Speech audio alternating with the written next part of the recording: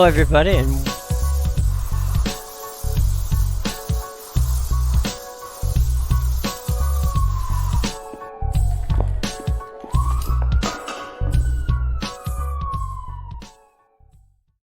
well, I bet you couldn't tell that we have a few technical difficulties this morning.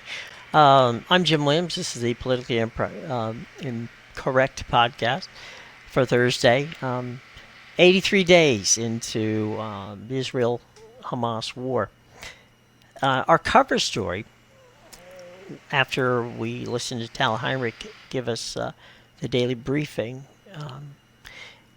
is about Israel's request for Apache helicopters. Now, there's a lot of misconceptions of what's going on, and a lot of, basically bad information. I will set straight the record right after we listen to Tal in the morning, afternoon there, daily briefing. This is Tal Heinrich. After we hear from Tal, we'll catch up on the other side with the latest headlines headed by our cover story about the Apache helicopters. So without any further ado, ladies and gentlemen, Tal Heinrich. Tal Heinrich, a spokesperson for the Israeli Prime Minister's office. This is day 83 of the October 7th war. We begin today with some of the latest figures. Since Hamas's unprovoked massacre on October 7th, over 13,000 rockets have been launched towards Israel. These rockets are launched in violation of international law, whether being fired from civilian areas, fired towards civilians in Israel, or fired from designated UN demilitarized zones. Shame on the terror organizations and international actors who cover up for these daily provocations. Since yesterday, another 3 IDF soldiers have been killed in action, bringing the IDF's tally to 501. The fallen soldiers are 32-year-old Major Dvir David Fima, 24-year-old Captain Neria Zisk, and 22-year-old Sergeant First Class Asaf Pinchas Tubul. We send our heartfelt condolences to their families. Hamas continues to hold 129 people hostage since the 10/7 massacre, many of whom require life-saving medications, which the International Red Cross continues to deny them. We remind you that even before 10/7, Hamas held another 4 Israeli hostages in violation of international law. Hamas's very existence is a threat to Israelis' way of life, and we will continue to explore every avenue to secure our hostages' release and the dismantling of this terrorist regime. And now an operational update. Yesterday evening, the elite IDF forces destroyed 3 of Hamas's terror tunnels, which were found both in the Rantisi hospital and near a school building. One of the tunnel shafts, located in a girls' school, was 20 meters deep and even included a fully functional elevator. Instead of investing in their children's future, Hamas terrorists funneled money towards a diabolical terror machine. We continue to demand that the UN, and in particular UNICEF, call out Hamas's perversion of hospital and children's school buildings. Though these discoveries are horrible, they are no longer surprising. The more our forces expose Hamas's infrastructure, the more we realize how much they systematically betray their own people. They need to go. And now an update from the Northern Front. Israelis woke up this morning to yet another barrage of rockets launched by Hezbollah terrorists towards Israeli towns. To those international organizations and heads of state who persistently call for de-escalation in the region, now is your moment to speak up. Since this war began with Hamas's unprovoked massacre, you have watched IDF forces act with both precision and restraint in dealing with Iran's proxy in the north. With each passing day, Iranian proxies continue to become more brazen, and the international community's silence is nothing but wind in their sails. Enough is enough. Speak up now instead of later criticizing our decisive response. The authoritarian Iranian regime seeks bloodshed and chaos. They publicly refer to the United States as the big Satan and refer to Israel as the small Satan, while also calling to destroy our states. Their proxies desperately aim to destabilize our region. Do not side with the aggressors. Just as we did not start a war with Hamas, we do not wish to start a war with Hezbollah, yet we remain more than capable of wiping out any threats in the north. To Iran and your proxies, we send a clear message.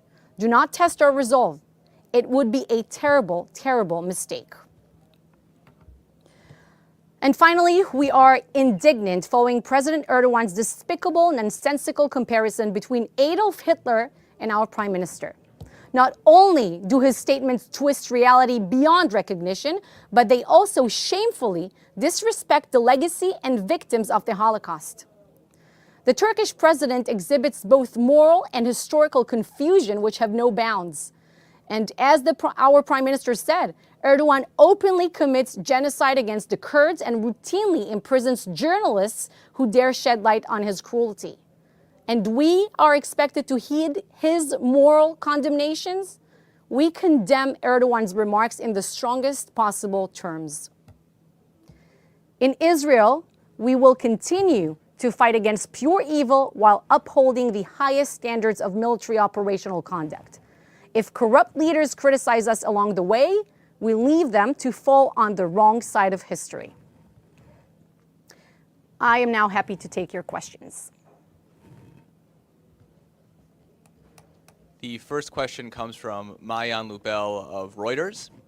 We would appreciate comment on report published by the Office of the UN High Commissioner for Human Rights, citing what it describes as a, quote, rapid deterioration of human rights in the West Bank and urging Israeli authorities to end violence against the Palestinian population there. Thank you. Thank you for your question. We have seen this report. And first, I'll say that we are deeply concerned that it shows what we already knew, that Palestinians are arming 15-year-olds and telling them to confront IDF forces. It is outrageous. Now, the rest of the report, I would say, it is quite ridiculous in the way that it completely belittles the major security threats to Israelis emerging from Judea and Samaria. You know, unlike many in the international community and at the United Nations even, Israel takes Palestinian words, actions, threats very, very seriously. We believe the terrorists when they say that they will finish off the one and only Jewish state in the world. You know, they say it, they chant it, they write it, they act on it. We don't need any more proof. Hamas leaders are saying that they would carry out another October 7th massacre again and again and again. So we will not allow it, not in the south and not in the west. So again, as for this report, our forces are operating in Judea and Samaria to keep that front as quiet as possible, despite the many challenges that we have there. You have their Hamas and Palestinian Islamic Jihad strongholds. They're certainly there. They wish to hurt Israelis, and we're making sure that they will lack the capabilities to do that, even though they have the desire, as we know. And yes, we arrested hundreds of terror suspects in that area, and we will continue to do whatever it takes to maintain our security. Now, as this report indicates, do security checks complicate the day-to-day life of uninvolved civilians? Well, to a certain extent, the answer is yes. But the ones to blame are the terrorists, people involved in terrorist activity. And as for what the report said about so-called settler violence, you see, if people violate the law, we prosecute them, regardless of their religious or political affiliation. The Prime Minister has been very, very clear. He said that nobody should be taking the law into their own hands. The numbers are actually showing a significant decrease in an already marginal phenomena. And the overwhelming majority, it's important to mention here, of the so-called settler community are law-abiding citizens. Do not mistake the exception for the rule. The next question comes from Jim Williams of Zenger International News. Jim asks about communication between Israel and the U.S. He says, Secretary Austin has said that any more aggressive military actions by the Iranian proxies will be met with force. Is the Israeli and the U.S. on the same page? 100%, Jim. We are on the same page. Secretary Austin, when he was here just a bit more than a week and a half ago, I believe, he also said that the U.S. support to Israel's just cause in this war is, quote, unshakable. And we are in lockstep with our American partners in what pertains to the goals of this war, which are, of course, to eliminate the Hamas terrorist regime, to bring back all hostages home, and to make sure that this enclave will never pose a terror threat to Israelis again. We have been communicating with the White House on a daily, even hourly basis. As you know, U.S. officials are visited here several times and will continue to do so. And we keep communicating, and we see eye to eye, again, about what pertains to the goals of this war. We all want the same. Yes. The next question is from Hannah Julian of the Jewish Press. There have been reports that the U.S. has denied an Israeli request for attack helicopters. Can you confirm or deny, and do you have any comment? Thank you. No, I do not have any comment about this specific report. That concludes the daily briefing for today. Thank you for joining us.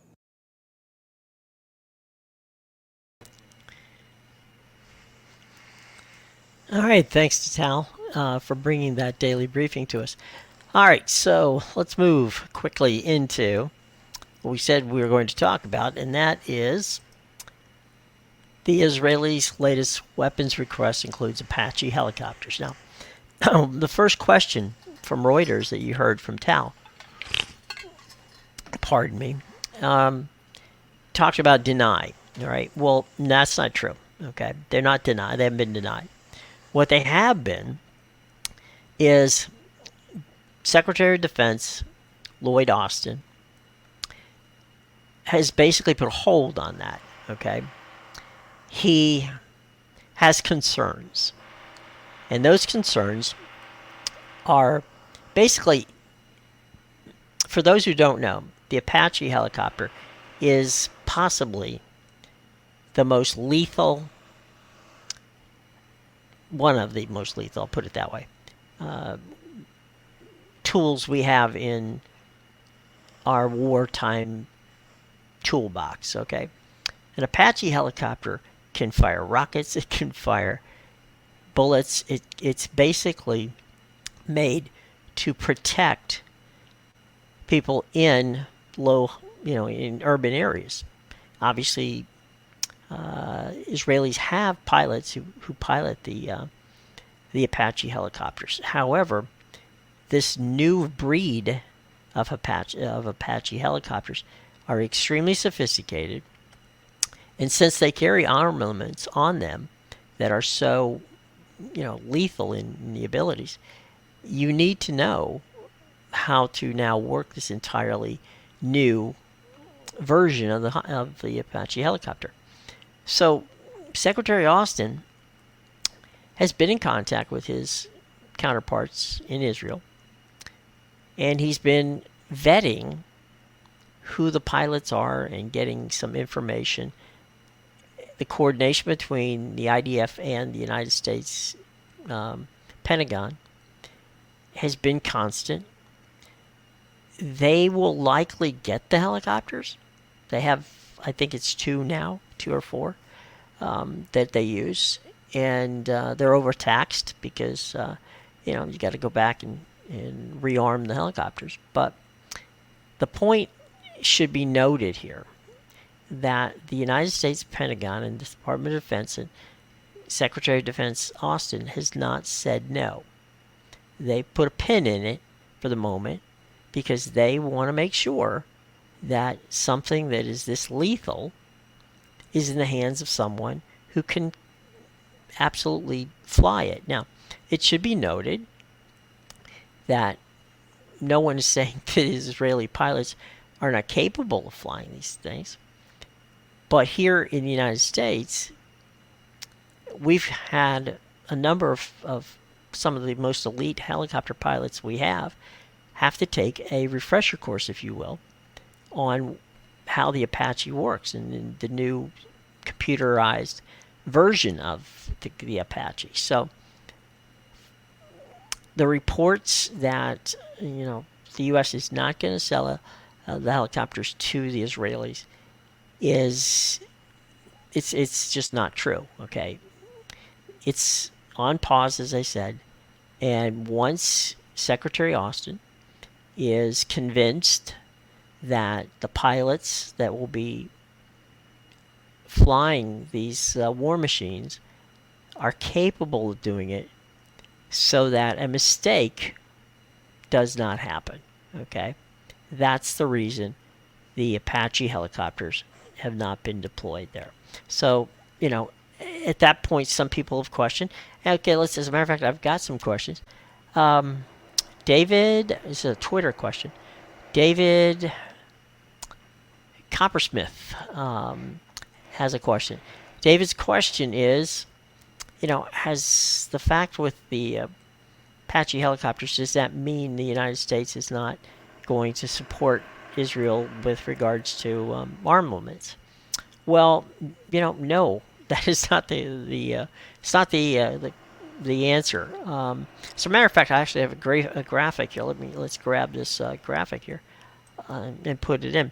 Thus far, the United States has provided the IDF with over 250 plane loads of battle gear, and that means rifles, missiles, anything that an army would need to survive and prosper has been sent to the IDF. Now, the IDF they are a partner here, but like all of our partners, including the Ukraine and wherever it may be around the world, they are allowed to purchase this. So I want to make sure that you understand that the over 250 plane loads that have gone to the region, to the IDF, when at the start of the October 7th war, continue to go on a daily basis, okay? And they are paid for by the state of Israel, okay? So that, I think, is a very important definition with what's going on. So don't let the holdup of the Apache helicopters be something that you are concerned about when it comes to the United States helping and arming Israel in their fight against Hamas. It's not the case, okay? What is the case, as I said before, is concern over elite pilots being able to fly these amazing Apache helicopters, okay? So that's where the hang-up is. Don't confuse helping Israel and getting Israel what they need to fight both Hamas and Hezbollah. So that's something we need to look at, and as I said before, we will keep you posted on what's going on in that regard. All right, so let's talk for a minute about some of our questions. Let me just quickly take a look here. Okay, Emmanuel Davis. He's got a question for us on YouTube. Okay, so Emmanuel, your question has to do with planning and morning after.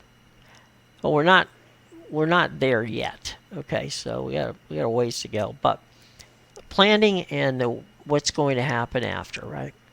Okay, everything here needs to be put in context with regards to history. Because what I'm seeing out there is a lot of people who, either got bad grades in history or they just didn't, they missed it. They were absent that day. A lot of people are comparing this war to a traditional war. And no, you're making a mistake. I'll use a legal term. It's a definition without a distinction, all right? The definition of Israel versus Hamas, is it a war? Yeah, you've got two opposing viewpoints in a military action which Israel didn't ask for. Hamas went ahead and implemented it. Hamas is not a country. Hamas, in some regards represents the Palestinian people, but that's another story for another day. You can call it a war, but it's not traditional. And here's where the definition with the distinction comes in. Here's the distinction part of the definition. You can say that the Ukraine and Russia battles is going on as we enter year 2 of that international conflict. That is a traditional war. You've got 2 countries, presidents, parliament, the whole routine. They have 2 structured people who could, and I assume in time, will figure out a way to resolve this, this war that they have in a more traditional way, which is where you have representatives of both countries coming together and hammering out some sort of agreement.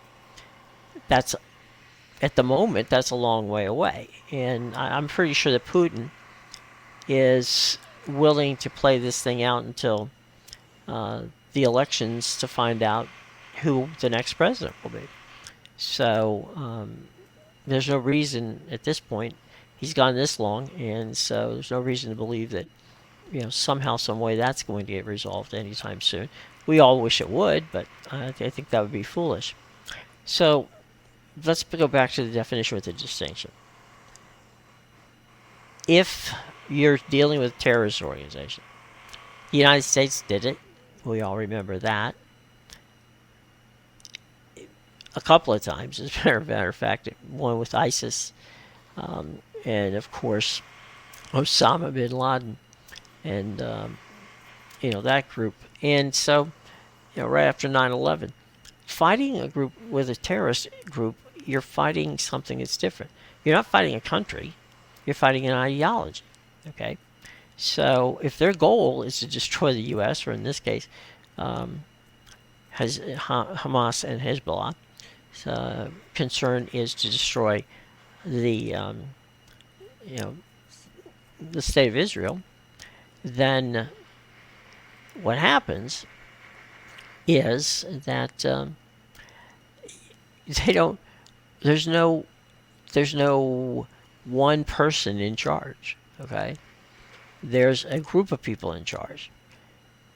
So far, on the negotiation side, we've seen the Qataris play a very big role in this, and to some extent the Egyptians as well, trying to figure out what to do and being in contact as best they can with the people who run Hamas. Now, do we know, because there are a lot of splinter groups off of Hamas, what's going on? Are they being able to communicate back and forth from northern Gaza to southern Gaza to wherever they may be? We don't know that. What we're doing is, we had something that the United States and Israel and Qatar and some other states in the region came up and said, okay, fine, we'll do a hostage exchange program, and they did that. And it lasted for a week, and then Hamas violated the terms of the agreement, and so they're back at war. It makes it very difficult to fight a war with Hamas because it is an ideology. So there's no clear, distinct leader who you can use and talk to who can basically say, okay, fine, we'll agree to this. You've got actors who would prefer this continue to go on forever. As Tal put in the daily briefing, Iran, Iran is definitely one of them who likes to see chaos, and chaos is good for them. So, General Austin, in a statement he had earlier this week, talked about the United States and their movement against the proxies from Iran when they carried out some systematic hits on bases in Jordan and Lebanon. Sorry, Syria and Lebanon. And I think that both President Biden and Secretary Austin came through with what one would consider reasonable, and that was, look, the deal is, Hezbollah is not going to get involved in this. Iran's not going to get involved in this. We will stop this, meaning the United States.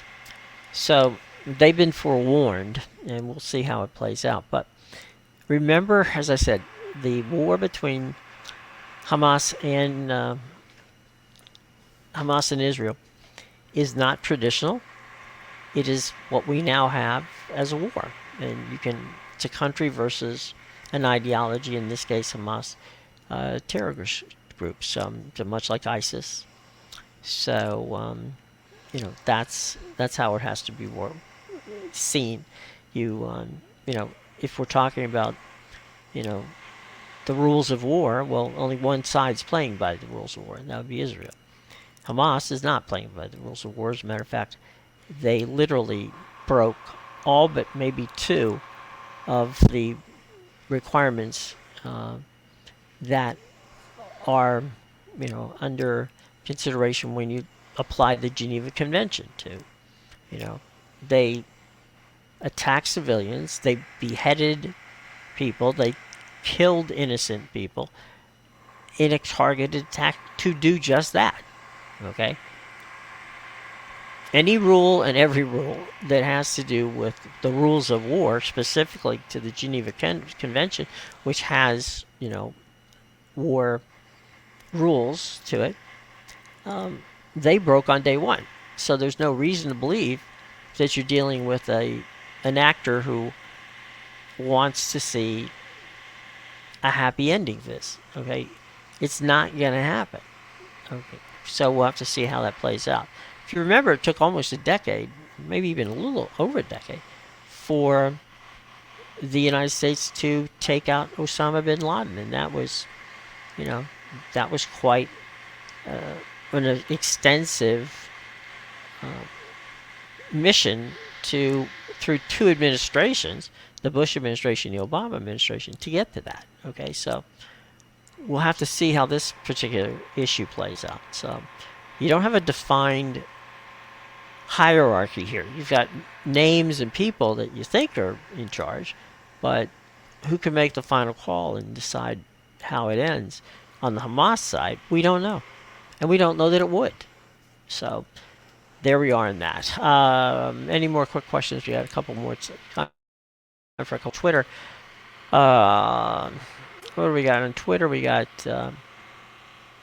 Sarah Jenkins. Sarah, what you got? All right, let me look real quick. Okay, humanitarian aid.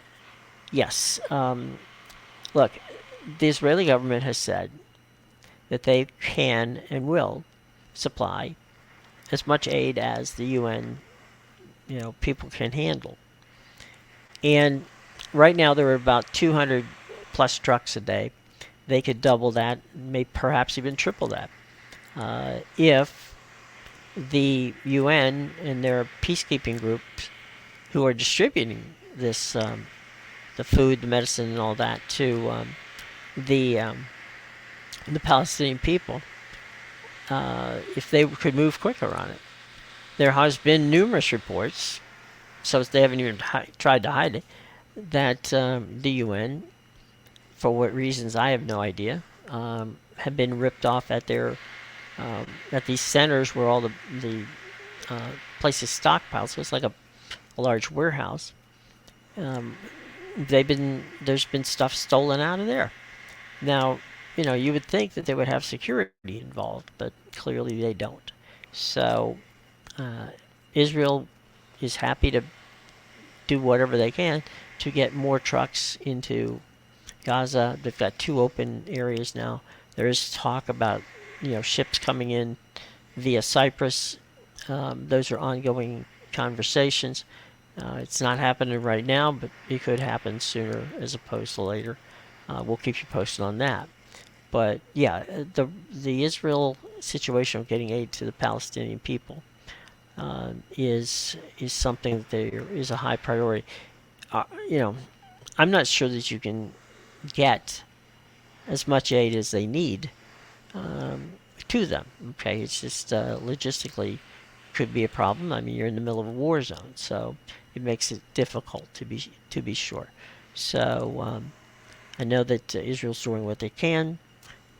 Could everybody be doing more? I think we all could, and I think that's something that we'll see in the upcoming months. But that's about all we have time for today. We're going to be back day 84 tomorrow. We're hoping that this war doesn't last too long, but one never knows when it comes to war. And there's conversations which we'll delve into probably tomorrow from Egypt and from other people within the region who would like to see this whole thing come to an end with a 2-state solution. We'll get into the 2-state solution tomorrow, but just a little preamble to that, and that is that you're not going to, you can't expect people. I mean, a lot of people are talking about the Marshall Plan, which was initiated in World War II. I'll go in deep. We'll do a deep dive into that tomorrow. But the moment that the war was over in Europe and in Japan, everybody wasn't friends. Okay, they weren't. There was a lot of thinking that went into the Marshall Plan as to what are we going to do to help rebuild Europe and help rebuild in Japan. So this is a long. This is the long goal, right? The 2-state solution is the long goal. You can't get there, the morning after. The morning after is a time for both sides, the Israelis and the Palestinians, to begin the process of healing and begin the process of working out the details for a preliminary step. This is a long goal, a long-term goal. Is it a decade away? I don't know. Is it 5 years away? Is it 20 years away? Is it never going to happen? Well, it's never going to happen if you don't try. We'll go into that tomorrow on what could be the path to a longer and more stable Middle East. And so we'll go over that in tomorrow's show. Got to thank all of you for joining us today. We'll get to more questions tomorrow, and I promise. And as the scroll goes across there, as our little graphic goes across, it asks you to subscribe. Hit the bell so that you can get all of our. Because if something urgent happens, we come on and we bring it to you. We bring you press conferences from Israel, from the United States, from anywhere where it makes sense to what's going on in the Middle East. We'll bring you those press conferences. So please subscribe, hit the bell, like us. Feel free to leave a comment, because we'll answer them all. Doesn't matter whether or not you agree with us or disagree with us. It's okay. I mean, we want this to be both educational and construction. Okay, it's got to be constructive. It's got to be educational. That way, we learn more about where people are, and you can teach me something. I hope to teach you something as well. If for some reason you can't watch us on YouTube, which is cool, we've got our podcast, which is done been done over. I think we're in our fourth year of doing the Politically Incorrect podcast. You can find it on Apple, Amazon, Spreaker, Stitcher, Spotify, as well as iHeartRadio, TuneIn Radio, and Audible. along with wherever you get your podcasts. So that'll be up here in about approximately an hour.